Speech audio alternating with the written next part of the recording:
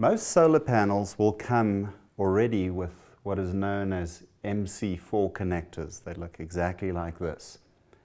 Now we provide with our products an extension cord that has an MC4 connector on the one end and then Andersen connectors on the other. These Andersen connectors would be used to plug into our unit, and then these MC4 connectors, you would just pair them up with the solar panels. When you put them together, make sure they fit nice and snugly,